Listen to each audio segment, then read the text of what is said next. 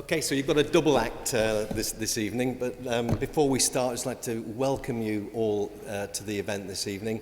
I do hope we're going to instill some passion and some enthusiasm in you for doing research. It's a great place to do your PhD here, as you've heard, and I hope we're going to share a few of the things that we've been doing recently, and that will give you a bit more motivation. I think Sue's introduction was very good. We're all passionate about our research in the school, but the world has changed quite a bit since I did my PhD. My PhD was done in the 1970s. So those of you that have got calculators out, please don't try and calculate my age now. But doing a PhD is different now than when I did a PhD, but actually the thought processes and the learnings you get from that are just as important and just as valid. It's that passion and that thirst for knowledge which will drive you on. So as Sue said, I have a varied career. I've been in industry most of my career in the oil and gas and energy industry, and coming back to Queen's has been a real like coming back home to me, because we've been funding Queen's for more than 25 years as BP and Petronas, and we've been doing a lot of things here, getting a lot of awards as well for the technology and the research, and it's very much a can-do. So we're a double act. This is Josh. Josh is one of the founding members of our spinout company from the university.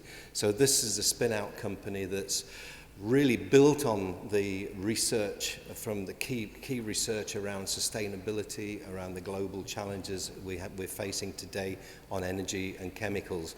And this is a picture of the team that you can see behind me. And Josh, you can pick him out. He was a little bit fatter then, but we've basically been getting him working so hard. He's obviously lost 5 or 6 kilos, and he said I could say that. The team, when we started this, we were about 5 or 6 people less than 18 months ago, and now we're over 20. So we're growing pretty quick. On the left-hand side of the slide, you'll see from my side, you'll see the sorts of areas that we're doing research on. And they hit most of the big challenges that we're seeing today. And the research is all done within the schools here. It's done with partners that are all international based, as you'll see a bit later on. And we go from innovation at the bench scale right the way through to commercial operation. When we recruit staff and students from the university as well. So we've got quite a few like Josh. This is something we're very proud of, this medal. This is the a global award from the Institute of Chemical Engineers. When you're in the School of Chemistry and Chemical Engineering, getting one of these global awards from the Institute of Chemical Engineering is really fantastic. And Queen's record is exemplary in this field. Only 3 years ago with Petronas, we won a triple award in the iChemE, which no university in the UK has ever achieved. And that was down to the passion and the skills of the researchers. I was in Petronas, I was on the other side of the fence at that point in time, so I could basically see the elements shining through and the skills shining through. So that's a great accolade. This is the hand you see there is one of our other researchers, our business development marketing specialist, Sophie. I don't think she's here tonight. The theme was purple for that event at the iChemE, so she even had the matching nails to hold the trophy in purple. And I don't think Josh chose the colour for that either. This next slide is just a few examples of where we see the company, core activities for the company going, and how we build the research from the university. So these are all done by postdocs, postgrads, coming into the university. And you see, as we go across the activity, we look at the value chain. So we're very much market focused, and we try and really adopt all the challenges that we see in the market to make our research real, to make our research have impact. And the bit that's going to be talking about next, that we're going to be talking about next with Josh, is the DMC, the biodiesel, and the other things like associated with that. So I'm going to hand over to Josh for a minute and hope he doesn't say anything derogatory about that.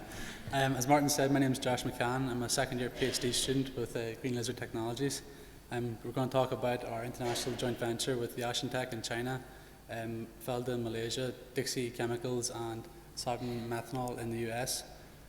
We use DMC as a fuel additive to improve the fuel emissions. The reason we looked at DMC is that it's a green solvent because it doesn't contribute to global warming. It's miscible in gasoline and diesel, it's biodegradable, and it's non-toxic.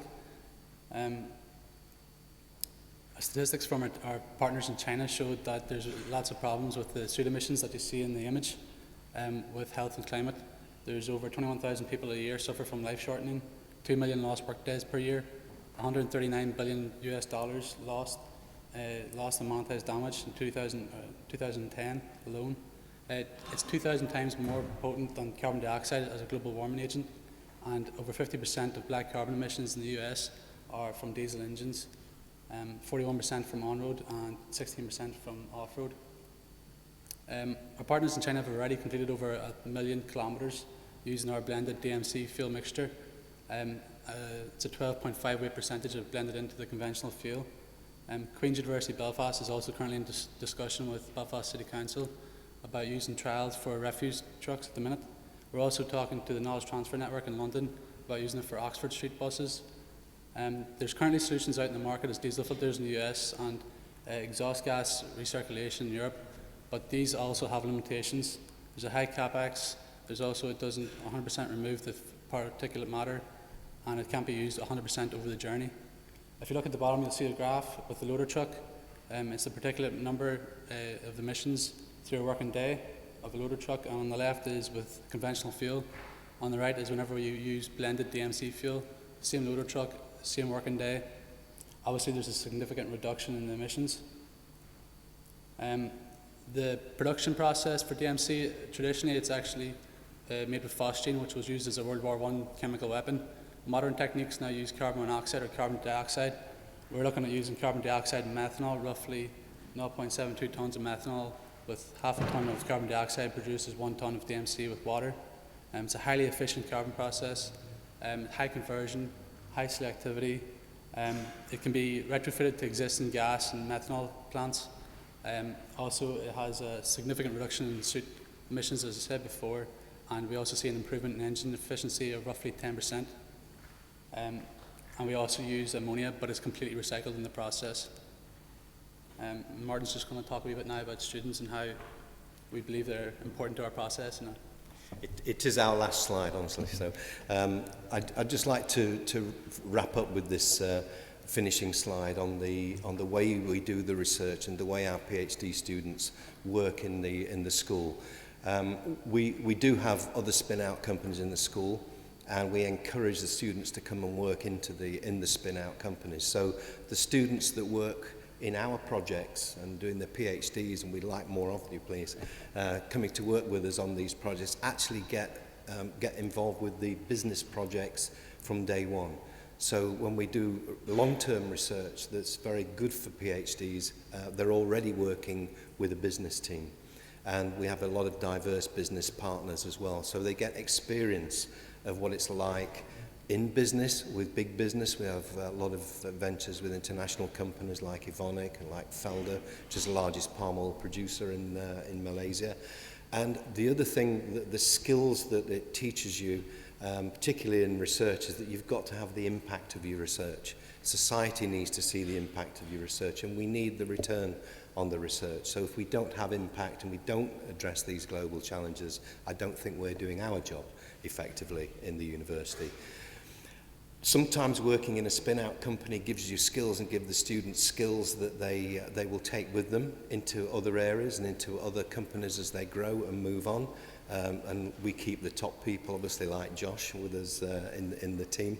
But learning the importance of cash flow, learning the importance of how to manage intellectual property, how to be a small company but playing with the big players when you've got creative, innovative technology that the university has developed and aspires to develop even more, is very powerful learning.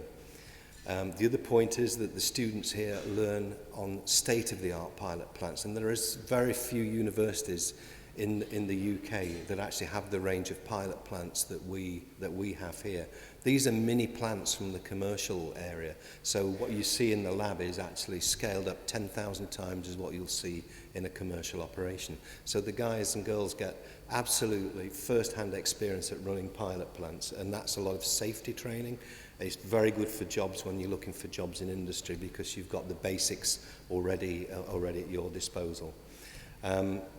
We do recruit good staff. We like to recruit our local staff, and we've got a lot of talent, as you see from Josh standing at the side of me. It's a very exciting field. We span a lot of the global challenges here, particularly energy storage, CO2.